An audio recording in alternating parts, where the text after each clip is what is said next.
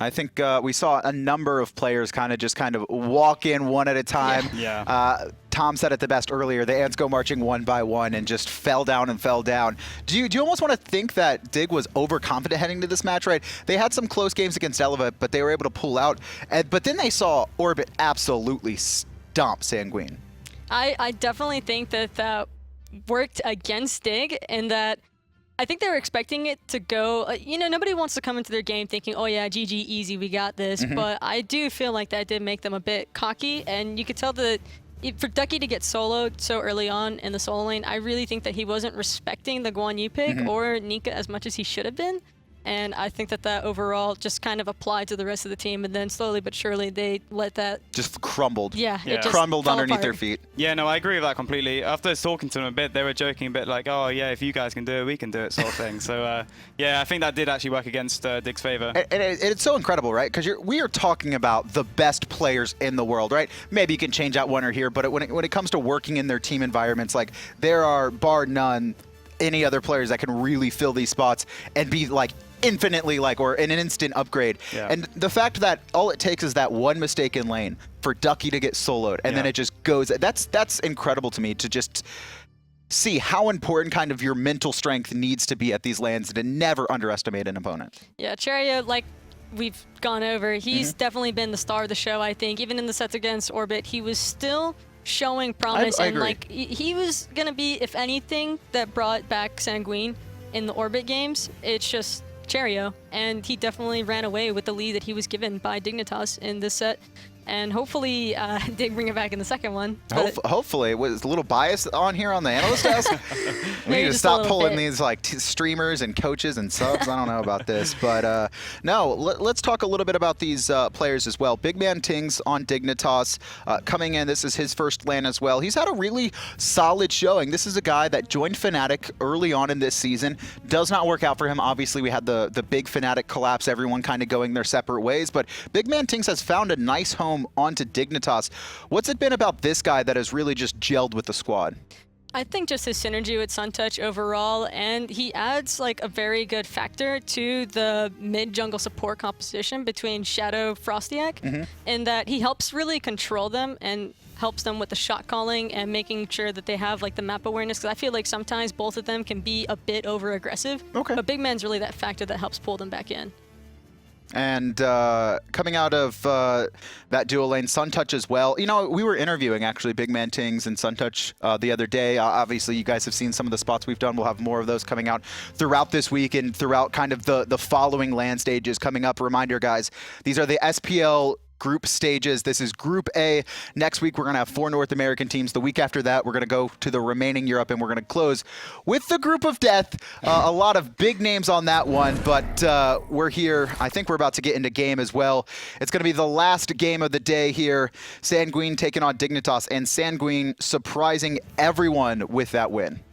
And of course, starting with the Freya ban, as always. It was actually really funny. On the lead up to the event, I did a lot of research into just seeing like how other teams like banned against other teams. And after looking at all the games that Dig played, every single game there was a Freya ban, and it did make me laugh a little bit. I thought it was pretty funny, the amount of respect that people put into that. Yeah, there's no surprise coming out of Sanguine there that they would choose to ban Freya. I mean, by far, if Suntouch is going to carry a game, he's going to do it on Freya indefinitely. Absolutely. And to take that away is just huge. The Athena makes sense, right? We've talked about it. This is clearly a target at Cherryo, but the Odin ban. I mean, what's really the thought on this? Is this Sanguine either A, wanting a comp with no jumps, or do you think this is something that Dig is going to pull out? I'm not going to have Taco answer this. I can't let her. I'll let Dazer answer this one. If I'm honest, I'm not really too sure what it is about. I really don't actually, because I know FrostiaK can play jungle. He's actually a very good Odin jungle.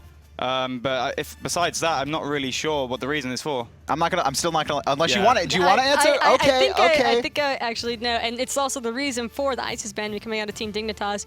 I'm fairly confident that Sanguine picked that Odin ban purely for the purpose of trying to run back the ISIS composition, and I don't think Dig wanted to let that happen. Yeah, they would have had a Cabrakan in there if they wanted, and a Khepri, all very bad against that. Yeah, I would have thought, actually, I'm really surprised, actually, that they just picked the Anhur. I would have thought that the owner ban might have been so they could pick Cherryo really easily, but they've just left it open, and that's actually quite surprising to me. Fafnir's open as well, and we've seen Sanguine. So this is what's surprising to me about Sanguine as well, and everyone's really said the same thing. Now, Fafnir is not as strong as he initially was, has taken a serious number of nerfs, but he is still very highly valued by most teams in the European and North American scenes. Like, but Sanguine seemed to have no issue with leaving him open. Yeah, I mean, Dig clearly opting to go into this Fafnir pick if it's there, and again, they're going to try and run back to Susano. So it seems like Dig is pretty confident in that, even though it didn't work out super well for them in the first game, I think that they trust that they can run it back this time and actually make a positive outcome with it. Yeah, I actually really like the fact that they are running it back, especially now that they've picked the Anhur. Like, the Susano Fafnir should run really well into it. I don't see any reason why it wouldn't at the end of the day. They also have the option to still pick that Jing for Suntouch. I don't think really the Soul was the primary reason they lost, but having, again, one of those two primary comfort picks for him that he excels at, and we saw him outbox Jermaine earlier today, which is not something you talk about too, especially Suntouch, right? A lot of it's been Suntouch is new to the ADC role. A lot of people are surprised at how well he's doing, but he still seems to be a pretty passive player and just kind of shows up in team fights, instead taking it to one of the best mechanical hunters in the world. Yeah, with so Dig's running it back now, and so Sanguine, so they both want to run like a really similar strategy, it seems. Yeah, Sanguine, definitely you can tell that they're confident with that Anhur Khepri lane, so that's something that they want to keep going with in order to keep applying that pressure onto Dignitas. Not sure right now if that Chronos is going to be going the way of mid or the duo lane role. I feel like it'd be leaning more towards duo, but you can never really tell with that kind of flex pick. And it's the flex. I think that's the strength here. Yeah, I would hope it goes to the duo. I think from what I've seen of ShadowNightmare's Chronos, I think it's more on the weaker side, I would say. Just call him out. Call him out. I heard you try to be nice. I'm calling him out. No, but no, to be honest, like he's much more of a, I'll say, a control mage player. Like he likes to more sit back, or like more like the Raigens, I say the Vulcan sort of style. Like big damage burst, but very backwards position. Obviously, Chronos, someone who's got to be in the middle of the fight, and it's really about timing that rewind. Yeah, exactly. I think he's strongest on those sort of picks, and that's why I'd say it should go to Suntouch. And I think that is one of his picks, which is actually one of his strongest as well. We see the Neath ban coming out as well from Sanguine. Dignitas banning away the Guan Yu. Ducky doesn't feel like getting soloed at level, was it 2 or 3 this time? And Dignitas going to ban away the Vulcan. Now, the question here for me, is it going to be the Jing ban, or is it, do you guys think they'll lean somewhere else? I would not be surprised if they ban Jing. It wouldn't be that. It wouldn't be a bad decision, but no, they're going to opt for the Raijin here. So it's clear that they think that this Chronos isn't going to be leaning towards the mid lane. Yeah, even that Neath ban reads that reads mid lane Neath ban. Yeah, no, that definitely does. In all honesty, I'm surprised that they do ban the Neath. I feel like again, I think ShadowNightmare hasn't been so strong on those sort of picks, and yeah, I'm a bit surprised by it personally. Jing is going to be picked up for Suntouch, so actually. No, because ShadowNightmare was the person to run that Jing in mid, right? He was the one person who did it. There is potential for it to be a Jing mid. You don't need to hold anything back. You don't gotta keep like we're gonna see it here in like a minute and 30 seconds. I don't want to be that person. Okay. I can't give it all away this early on. This early. Oh, say let the viewers be surprised about it. Let their imagination run wild. All right, Bellona and Raw. So we've seen Cherryo play a lot of Raw, but this is not gonna be Cherryo on this god. I don't think it's going to be Cherryo on this god at all now, but the thing that I am interested in for Team Dignitas, I feel as though their comp already is better at escaping that Cabrakan death trap that they seem to encounter in the last game. Also, they don't really have that kind of hard CC that the Isis was able to bring in the mid lane. Raw's there to deal damage. I should say again, like with how it ran last game, they ran like this really tanky comp with a healer, and they want to run it back again. The Bellona to me makes a lot of sense. So the Guan Yu's already banned out, and also that it's going into 2 auto attackers, the Chronos and Jing. So it makes a lot of sense that Bellona pick. So they're really trying to run the really similar comp. And we haven't seen Bellona in quite some time. I think Nika really the only person who has kind of gone back to it repeatedly. He played it a couple times in the online stages. Yeah, no, he's really good at it. But I think generally speaking, it's not as strong as it used to be. I think into the right comps is very good. Like this it seems pretty good to me at least. And even the Susano, Fafnir, like they all kind of weave in these basic attacks as well. And as I say that, I realized Chronos is your only mage. That's like I can see like having a Raijin or a Vulcan mage, but Chronos your only mage. Is this something to worry about? I don't think it's really anything for them to be too concerned of, because they do have the Fafnir steroid, which is still going to be useful as far as bursting down enemy team is concerned. They do have a lot of damage coming out of their team, so I think that they're safe in that regard. I think the big thing is going to be just locking down that Raw, because if they let that Raw get carried away, it's going to be a big problem. I saw your face. Dazer doesn't agree with the Chronos being the only magical. What's your opinion on it? I would say, generally speaking, if you're going to run more of one kind of damage, you want to make sure it's more on the magic side. Because I feel like it's a lot easier to build physical prot than it is magical prot. So you can run things like the Void Shields, things like that, you know. So it's much more difficult. So, and as well, towers do physical damage, of course. So that makes tower diving a lot more easier if they do start rolling, and this is a comp which needs to get rolling. So. I think Taco did bring up some good points though, in that there's a lot of ability damage on the like, kind of roles you don't typically see that come out of in that support and solo lane, where sometimes it's more about control. Okay, I'm probably wrong on solo lane. There's a lot of damage that comes out of them, but you get my point, where there is a lot of ability damage, and also the objective control from that Chronos and Jing way could come into it, like just the ability to siege those not only Gold Furies, Phoenixes, but towers. Like, they'll get shredded. I should say though that the thing is with Chronos as well, it takes a really long time for him to get online. Unless he builds into the Doom Orb, which could make him spike a lot earlier, which is maybe a good idea for him, just so he gets a spike. But generally speaking, it may be a bit too late for them. So like the Cabrakan is going to be able to build physical prot really, really early on now, and he's going to be so tanky, like almost unkillable. Yeah, I think my biggest concern would be actually coming from the Bellona, because it is a pick that Nika does feel incredibly comfortable on. He's kind of known for his Guan Yu and Bellona more than anything else. And the fact is, Dig do have two pretty heavy auto attack base gods. Yeah. And even Susano, while he's good at dealing damage with his abilities, he can still, you know, he's still got that AA potential. Generally speaking, though, you don't really want to use the disarm for that, though. Just I would say at least. Yeah, but if he's in the range, right? I mean, if he's there, he's there. You know, got to hit an ability at the end of the day. That's my biggest concern there. Is I really do feel like that Bellona could be a hindrance for the Chronos and Jing way. We'll see how this goes. Let's get your thoughts on kind of the overall picks and bans. Who do you think won it, Dazer? Just straight up looking at these compositions. Then we'll go into who you think will win the game. Again, I'm going to say Sanguine, actually. Okay. Especially after the first game, because like this comp is almost exactly the same, actually, as the first. Like, obviously it's going to run slightly different, but maybe Dig now they've seen how it works, and maybe they can play around it a bit better. That's probably going to be the big thing. Yeah, no, exactly. So I think maybe I would say Sanguine, actually. And who do you think is going to win it? Do you think it's Sanguine again? The 2-0? Again, I think Dig should win, but actually, after the first game, I'm going to say Sanguine. All right. Taco, do you think your boys are going to split, or are they going to get 2-0'd? I still think the Duck is coming. Gotta have the confidence in the Duck. Hopefully he doesn't get soloed at level 3 this time. But we're going to get into game 2, the final game of day 1. It's going to be Tom and Anatoly to bring you the cast. It certainly will be Tom and Anatoly. We're right here. Thanks a lot, Kevin, that's your name. Adonis, Taco, and Dazer rounding out the analyst desk. We have, again, a beautiful draft. I think that Sanguine, kind of out of all four teams, even Orbit, I really love the drafting phase out of Sanguine specifically. They have a very interesting style right now, I would say, between these last two games specifically. Going for, like we mentioned, the heavy sustain, heavy damage mitigation. This Khepri is going to be able to keep his team alive for a very long period of time. Especially, you were mentioning before, you didn't know why the Odin ban was coming out, but they last picked Raw, and they didn't have to worry about that Odin jungle coming out of Dignitas. And it's wonderful just seeing that sort of 5 steps ahead, right? The Odin ban didn't come out in the second round of bans. It came out in the first round of bans. They didn't pick anything necessarily in the first round of picks that would make you think they wanted to ban the Odin. There was a lot of trickery, a lot of just strong choices in this first pick ban phase coming out from Sanguine. They were able to find the win in game number 1 against Team Dignitas, who a lot of people consider the top card in this matchup. I'm very curious to see if they're able to do so twice in a row. The biggest difference in this draft is going to be the addition of the Ra. How does that affect this team? Well, it's helping their team already clear out the red and the back harpies really quickly right away with these 2 line skill shots. And on top of this, the healing and the damage mitigation is what they're really looking for. The longer the team fight lasts, the more favorable it's going to be for Sanguine.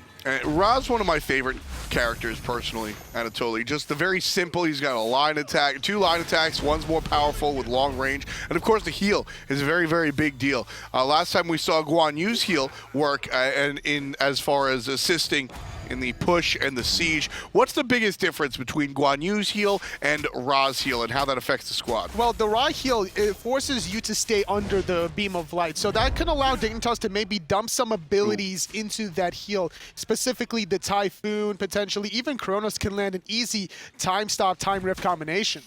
So we'll see how staying in place is going to affect Sanguine, because that's exactly what's going to happen. DarkDodo's heal is much different, where you're going to have to be forced to sit in that spot. Dignitas can punish that a little bit. Although, like the analysts were saying, one of the bigger things is that Dignitas don't have the luxury of a large mage ultimate. There's no Vulcan. There's no big bang giant circle that they have. Even their lonesome mage Chronos is not that type of character. So there's not a lot of punish for standing underneath that heal. But they do have a lot of burst damage coming out of ShadowNightmare during that accelerate, which is going to be the key and prime opportunity for Dignitas to really look for that kill, especially if anyone's out of position that gets pulled by FrostiaK. They're going to get instantly time stopped and just a lot of follow-up damage. So Sanguine, they need to do exactly what they did in the first game and then just keep playing together. Dignitas looking for some early pressure on the other hand, finding an early invade on the left side for the back Harpies, and now looking for Cherryo early on. The heal is going to help him out, but just for the moment. ShadowNightmare puts number 1 on the board and gets Dignitas started nice and quick. And this is what Dignitas needs to do to not allow Sanguine to get to that late game form. They have too much sustain to play around with. They need to get these early kills, get the objectives immediately afterwards, and then just continue the pressure. They can't allow Sanguine to play their own game. Exactly. They need to make sure that Sanguine are going to be playing Dignitas' game, and really the choice for Dig there is to really figure out Cherryo and Arkkyl. Sanguine was very successful last time around, being able to just create these walls, this geometry, putting down the pillar, and of course the ultimate out of Cherryo to really stop players from getting their way out of trouble. Dignitas has to navigate those walls. They have to find their way around them, and again, got to pay attention to that heal. And on top of this, we see Cherryo going for the sprint. He doesn't have the purification available, and that was instantly capitalized by Dignitas. They're like, okay, you don't have any way to get out of our chain CC combination. We're just going to target you, and more than likely, Dignitas are going to keep doing this. There's the ultimate out of the solo lane. Ducky is going to be the target here. FrostiaK going to make the follow-up rotation as well. Down from the sky comes Ducky directly into the ultimate out of Cabrakan. That's going to lock a couple players in. And here's the damage, but ShadowNightmare shows up. This honestly looked like it was going to go the other way around, but ShadowNightmare shows his face and gets the assist of a FrostiaK's kill. Nika's able to answer back, so there's 1 for 1, but here's the rotation out of DarkDodo. Stunned for the moment, ShadowNightmare in some trouble. 3 players chasing him down, but with no pluck available out of Murrdurr, that's going to be enough. PS, 1v1, Arkkyl takes out Suntouch. And now there's going to continue the onslaught, trying to get a trade. Arkyl's going to fall as well. That wasn't 1v1, that was a 1-on-2, and Arkkyl gets a kill in the process. Yeah. Oops. So 1-on-2 happens, and that goes the other way. Wonderful play coming out from Sanguine, able to capitalize on that, find the kill after Arkkyl goes ahead and dies. Wonderful stuff coming out there. But Dignitas still find themselves in the lead. Albeit technically, pretty much just the first blood bounty giving them the lead. That's the 500 gold that you see right there, and of course the 1 kill above their opposition. So Dignitas finding themselves off to a much better start than last time around, but Sanguine certainly not going down without a fight. Not at all, and Dodo, despite not making the rotation right away compared to ShadowNightmare, he's been able to out-farm, getting more experience and gold now in the process, and this is really important for a Raw player that doesn't have any direct healing counters quite yet. Obviously, there's no curses yet. There's no pestilences built, so that's going to allow Dodo to really be very successful in these team fights. Right now, Dignitas are looking to make a play here on the right side of the map. Almost had a real good wraparound, but Cherryo was able to push players away from DarkDodo, making sure that Dignitas wasn't able to really complete the cocoon.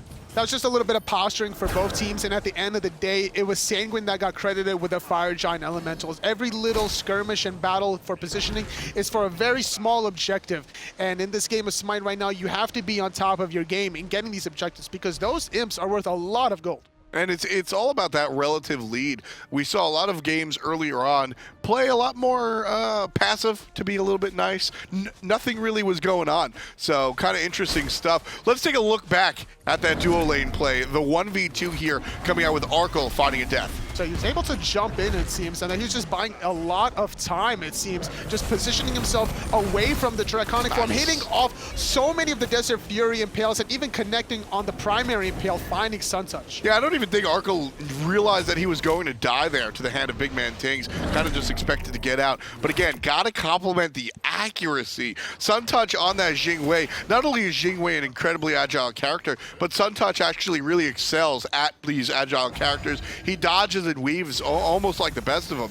And Arkkyl able just to keep snap on there. Very, very nice stuff coming out of the Hunter on Sanguine. When Arkkyl can make plays like that when he was supposed to dive all that thought in mid lane, there's going to be a lot of aggression. Murrdurr going to get stunned out, but not able to really get the damage necessary to find the kill, but still forcing out Murrdurr's ultimate at least. Cherryo looking to isolate FrostiaK, instead turns back around. Nika making the rotation, much ado about nothing. Not going to find it. However, isolates ShadowNightmare, and through the wall comes Arkkyl. Beautiful play, but ShadowNightmare finds the rewind. Jumped on top by Nika. There's a shot out of TheDarkDodo, and down goes ShadowNightmare. Arkkyl follows it up, taking down BMT, and one shot will do it. FrostiaK puts in the ground the raw player. So it's a 2-for-1 exchange going the way of Sanguine. It's 4-4. It was a great rotation from Nika. Ducky was not quite there, so it was a 5-on-4 for Sanguine to get those 2 kills. And now Dodo, unfortunately, despite him missing the ultimate off of Cherryo, trying to lock down ShadowNightmare as quickly as possible, they still found the kill. They get 2-for-1, and now they're going to get a free gold here. Dignitas have no idea. Super hot rotation out of Arkkyl allows those kills to happen in the mid lane, and then of course allows this Gold Fury to come online.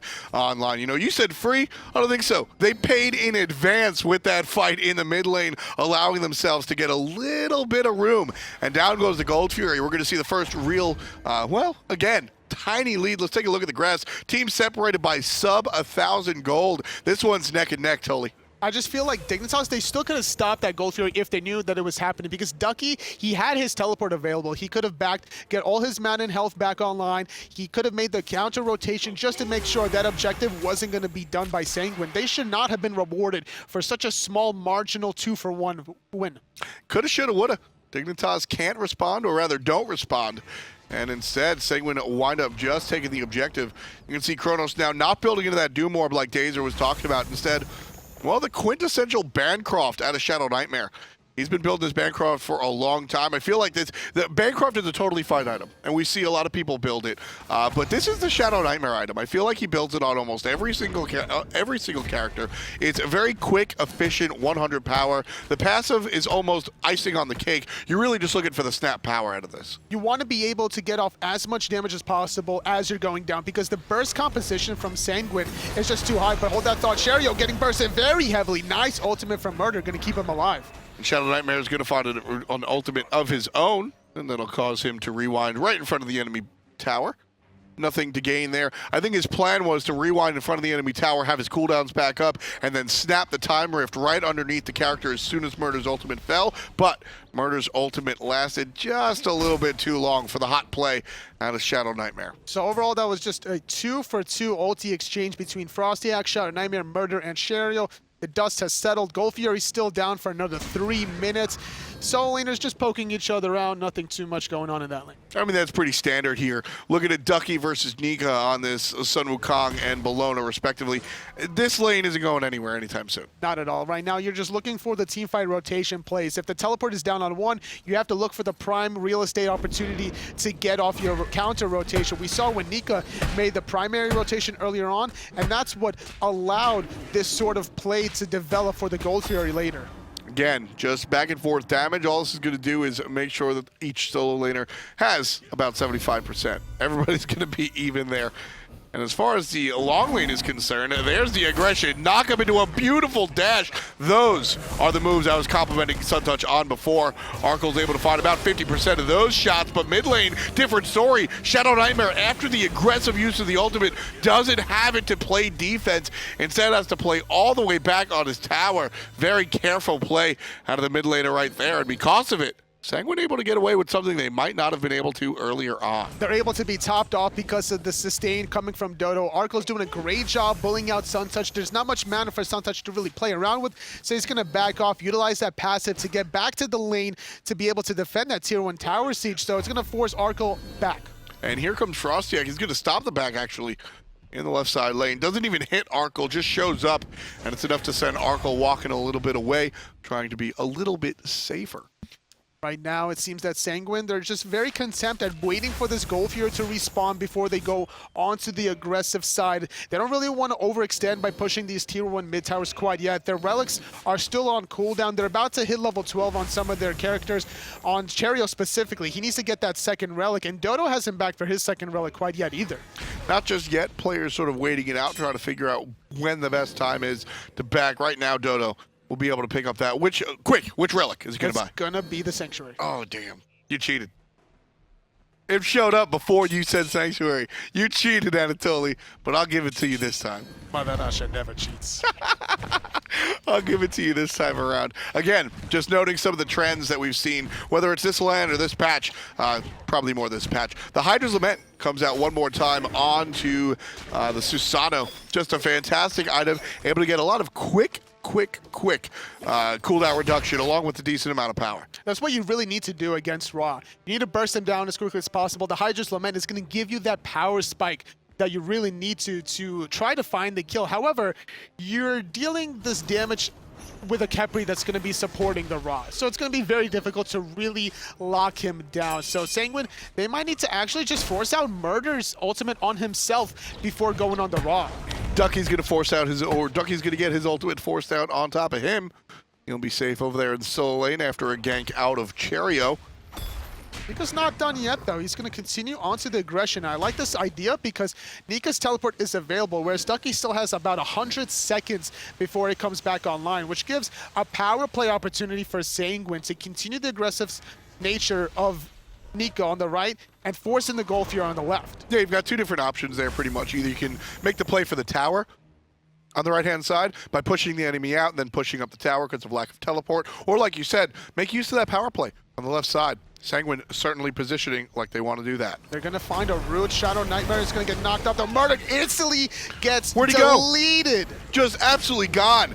Absolutely gone. Still progressing onto the damage. Cherryo in a bad spot, healing up, but not enough. Double kill going that way while Arkkyl finds one for himself. DarkDodo sends one through the wall, and Arkkyl's going to find himself down for the count as well. Nika with the Goomba Stomp on top of BigManTingz, and it's a 3 for 2 exchange. Excuse me. Dignitas find themselves on the top side of a team fight for the first time all game. Wonderful news to the black and gold, and they're poised to take away the lead from Sanguine. I'm surprised Nika didn't teleport to that team fight earlier on. We saw how long Arkkyl was in a 1v3 spot. He almost killed the support earlier on by himself until finally Nika had to make the ultimate dunk just to confirm the trade cleanup kill. And that could have been a 5-on-4 play for Sanguine a lot earlier on. Here's a nice play coming out of Nika, though. Not only is he able to make the play on the left side of the map, but as soon as he's done, he turns and runs, knowing that Ducky is going to try and take down his tower. He doesn't stay extended, looking for an objective that may or may not be there. He doesn't look for a straggler that may or may not be there. He knows exactly where his opponent's going to be, and he stops the onslaught. And more importantly, he doesn't utilize the teleport to defend his own tier 1 tower. He's still prioritizing the better objective, which is going to be this Gold Fury at the 14-minute mark. Cherryo going to ulti ShadowNightmare. This time, the Sanctuary is still keeping him alive, but there's nowhere to go from the blinding light. One beam to another. DarkDodo finds another kill, tying things up 7-all as far as the kills are concerned. And now Sanguine, they've got 4 strong in the mid lane. Arkkyl on the left side going to push out the Hunter. And this is Sanguine's push for the first structure of the game. All towers alive for the moment, but it's just for the moment. Mid tier 1 tower falls down, and Dignitas just watches. BigManTingz cannot defend against that 4. And with Ducky split pushing on the right-hand side, this forces Sanguine's hand to force the Gold Fury. Big Man trying to get in position to do something about it, but it's going to be Suntouch spawning it out.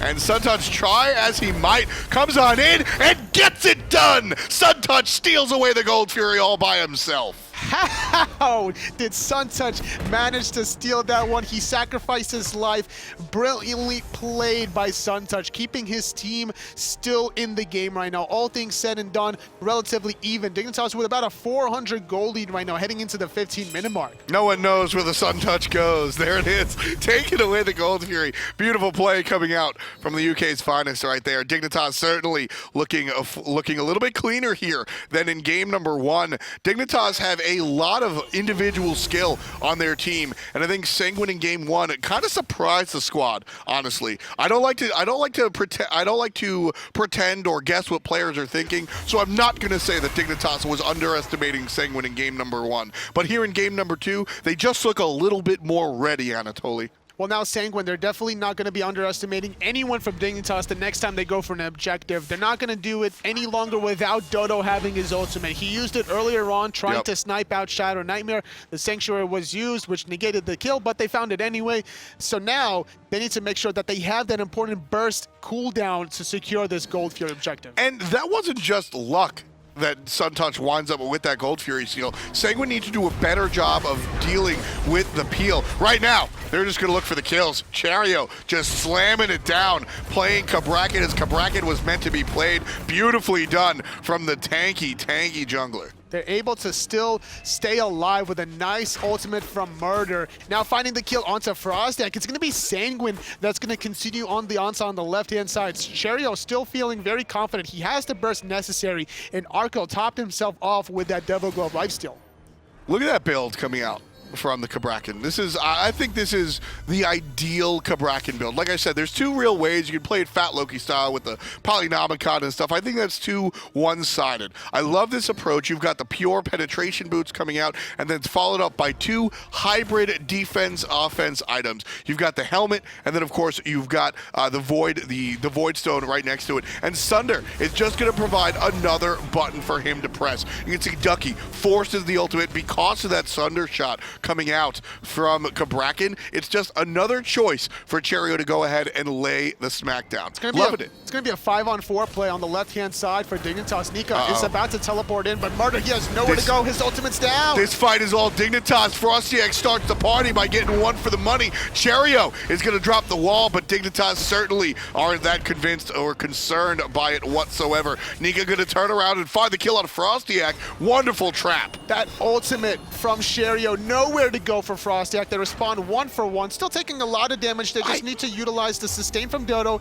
and they should be good enough to continue the onslaught now that Nika's made the rotation. Totally honest question here. Honest question. Why wasn't Dignitas more aggressive? I feel like if Dignitas were able to make a few more plays before Dodo drops that heal, they win that team fight with multiple kills. But Dignitas play it safe. Am I wrong here? Expecting them to be a little more aggressive? So the issue was BigManTingz and Ducky are your only frontline right now, and without the Sun Wukong ultimate, there's no real way to stay alive right now. So Dignitas playing very safe. They trade 1 for 1. They lost their tier 1 tower on the right-hand side while Nika was split pushing, and now they lost tier 1 on the left. Sanguine, just a slight, small marginal lead. Nothing too much to really worry about heading into the 19-minute mark. So you bring up a very good point about the lack of front line, and that's certainly something Dignitas has to think about in the future. As we take a look towards the item builds, you can see a very aggressive build coming out of Susano.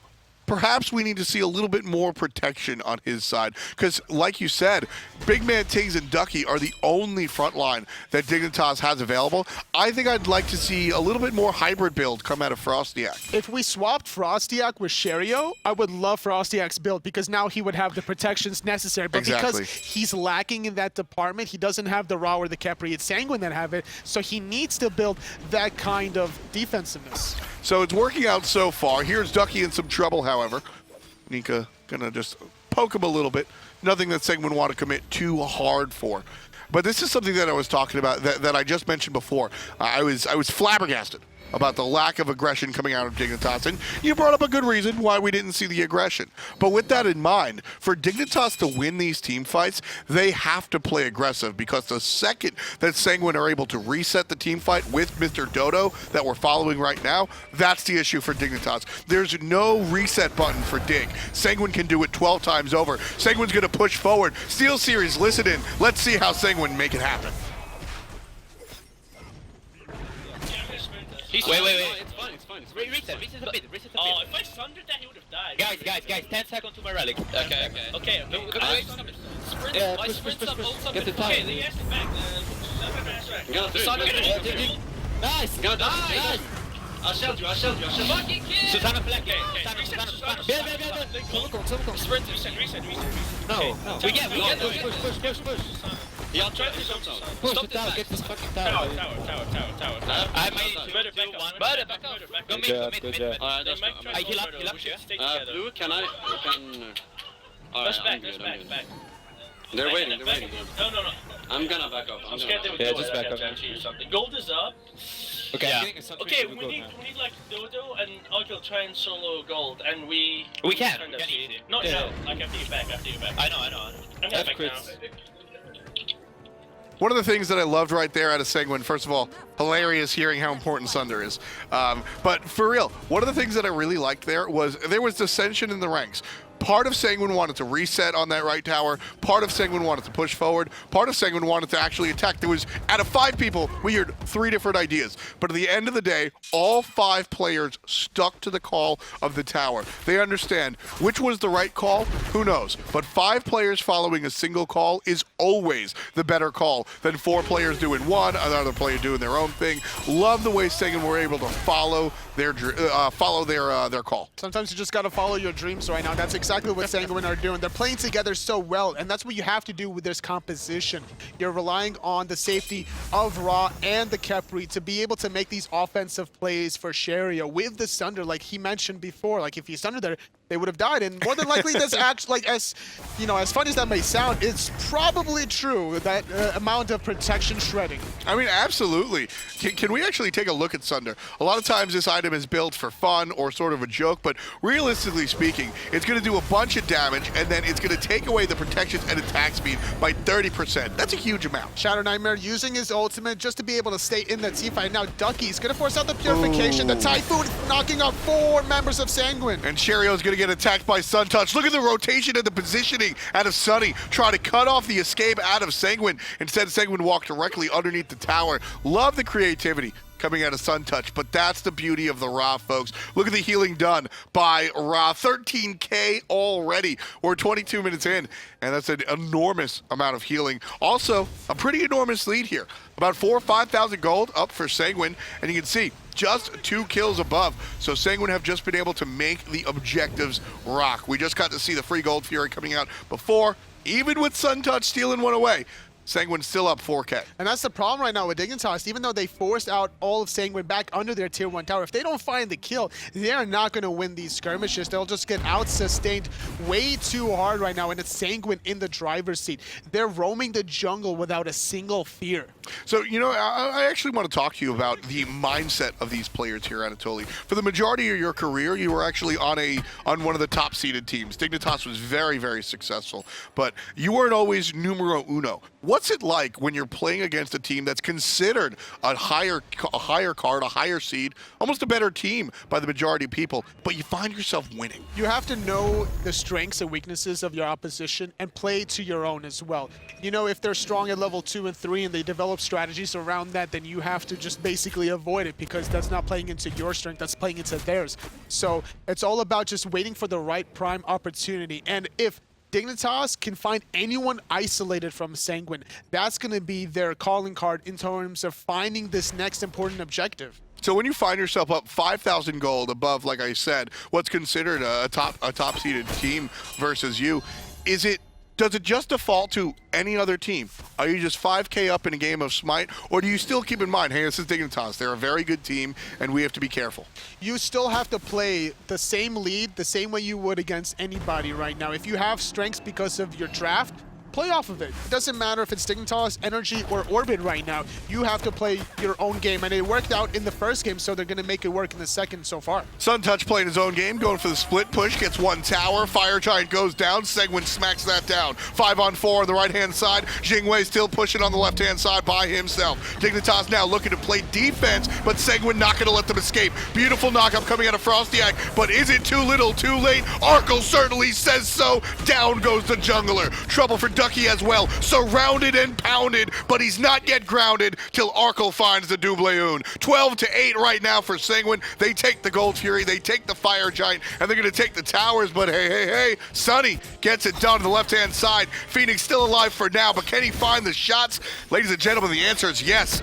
Dignitas take away the first Phoenix of the game. So they found 2 kills. They lost their left side Phoenix in the process. Suntouch not able to get that ultimate through the wall. That surely would have given him enough time to retreat. But now it's going to be Sanguine responding with a Phoenix of their own down the mid lane. And if they want to, they can easily move towards the right. They got a 5-on-2. You know, I'll be honest, Totally, I was rooting for Suntouch to get out of there just for the extra swag points. I thought it'd be kind of cute, but not going to happen. Down the alleyway goes the ultimate out of TheDarkDodo. Phoenix still alive for the moment, very healthy in fact. Nika instead pushing into the Titans room, taking out the players. Right now for Team Dignitas, you got 2 players alive and well. It's FrostiaK and BigManTingz, and Ducky's gonna respawn as well. Cherryo on the unhealthy side. As far as everybody else is concerned, everybody has a ton of HP, but guess what? TheDarkDodo here to play triage and heal everybody up. Dignitas tried so hard to get that left side objective that it cost them their lives, and then they had staggered respawn timers as a result,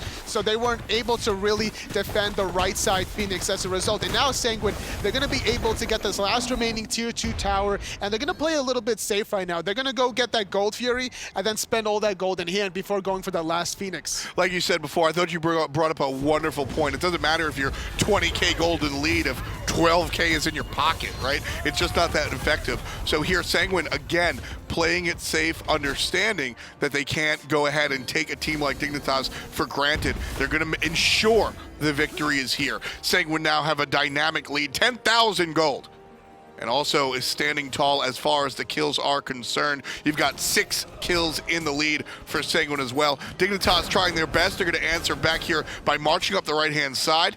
And they're going to look for another tower here, which should net them about 1,500 if, and that's a big if, they can topple it. This is an interesting play from Dignitas because they know Sanguine has to go to the left side. There's a Fire Minion wave coming for Dignitas' favor, so they feel like because of that positional rotation that they can freely go to the right, but they have other plans, Sanguine. They're going to look for a team fight, or at least stopping some members from backing. Cherryo has enough burst damage to maybe even kill Suntouch on his own. I mean, yeah, certainly looking at this build, Cherryo's certainly more than capable. Instead, going to look at Suntouch. Nice little stun there, avoiding the damage out of the mid lane as well. Ultimate on top of Suntouch, huge burst coming out of Cherryo, and now surrounded by 3. Here comes help from the cavalry. Murrdurr is in tow. Cherryo trying to deal with the damage out of Ducky, and it just doesn't matter. Just able to tank it up and dish it out. I love this Cabrakan choice from Sanguine. The Sunder actually almost killed Suntouch, and now look at this, Suntouch, he jumped over the wall, and now he's forced back under. Luckily enough, Arkkyl, oh my Down God! he goes from a distance, number 15 for Sanguine. Love the play in a TheDarkDodo, and they ain't done just yet. Ducky in some trouble. Arkkyl now gonna get smacked down. Sanctuary gonna save him for the moment, jumping away from the damage out of Team Dignitas. So far, it's going to be a 5-on-4. Arkkyl is very low, though. He has to wait for the heal from Dodo before he re-engages this left side Phoenix. Still being pressured by Sanguine. They have Fire Giant for another 5 seconds, but they have the sustain from Dodo. That's all they really need. Good old-fashioned Raw, man. Gods from 2012 can still make it happen in 2016. Long-range offense, back home defense. Ducky now gets in trouble, jumped on by Arkkyl. Here comes the rest of Sanguine. They're sitting 15 kills to 8, and right now Team Dignitas are down 1 kill, 1 game to none. Scratch that. It's a sweep coming out of Sanguine. What a great performance from Sanguine. They were able to take the loss against Orbit, and they bounced back with a nice 2-0 victory against Team Dignitas. A nice 2-0 upset, Tully. No need to be polite about it. This was unexpected. This was completely out of left field. Keep in mind, again, what I find even more impressive, not just the fact that Sanguine topple a team that I consider to be one of the best in Europe, but they do so after getting trounced by Orbit. 21-minute games. They come back and bounce back and take down Team Dignitas 2 games in a row. That's not a small feat. This is their first victory this split. Coming in the online SPL, they haven't found any wins, only splits. And this is for the majority of the team, this is their first land. And it's going to be their first sweep as well. We'll send it over to the analyst desk. It's Adonis, Taco, and that guy Dazer. They're going to break it down for us. That guy Dazer. That's all you. That's all you are. We got like really triumphant, like Adonis, Taco, that other dude. But speaking of that other dude, a really good I don't even know how that transition worked, but a really good showing from Sanguine, like Tom said, after getting trounced by Orbit there, going back to that same comp from game 1. Yeah, no, it's really impressive actually, especially from coming from such a bad defeat. Really, like it really was like. It's just really impressive, especially because they do have so many newcomers to the LAN environment. I mean, maybe Murrdurr came in strong with like just keeping the morale up, or Nika especially. He seemed to do a really good job as well. Yeah, it seemed like Dignitas didn't really know how to react to that healer comp that Sanguine, or obviously they were very, very confident and comfortable with running it, and they got it. They pretty much had the exact same comp like we mentioned as game 1, except this time they had the raw. But I think the raw like sustain actually is what like stood out the most, because of the fact that Dodo was really able to just keep consistently bringing his team back into these fights, and it was pretty bad for Dignitas. Well, we've got 3 days of competition in Group A here. After day 1, Orbit 2-0. They swept it 6 points. Sanguine and Dignitas both finding their own win, but Sanguine, I think, getting the more important and critical one against Dignitas. These are the two now that we are looking at for that second seed. Although I say that, and Elevate looked phenomenal, and I asked them too. I was like, "How much do you guys prep?" And Alyssa is like, "Not really at all." Not a lot. And they're like, we're gonna try and prep tonight, and I think that's because of how well they played. I think they were surprised, and I think day 2 is gonna be even spicier. Yeah, I really think it was. I mean, at the end of they really are all new to the LAN environment as well, and that does make such a big difference to how they play. And because they are new to it, I think day 2 they're going to be a lot more comfortable, and they'll play a lot better. And we've got the schedule on there for Orbit's going to be opening up again against Team Dignitas, Sanguine taking on Elevate, and then Sanguine again against Dignitas. That's going to be an important match to watch. And we're going to be closing out with Elevate versus Orbit. Some pretty exciting stuff. I mean, what are your guys' predictions after kind of seeing this day 1 play out? I know you're both representing your own teams. I want you to be as realistic as possible, though. Start with Dazer. I mean, I think at this point, I think there's no team that can stop us. I mean, I think that we're going to do well. I think Dignitas is definitely our toughest opposition by a distance, actually. But yeah, no, I think we're going to run well. Taco?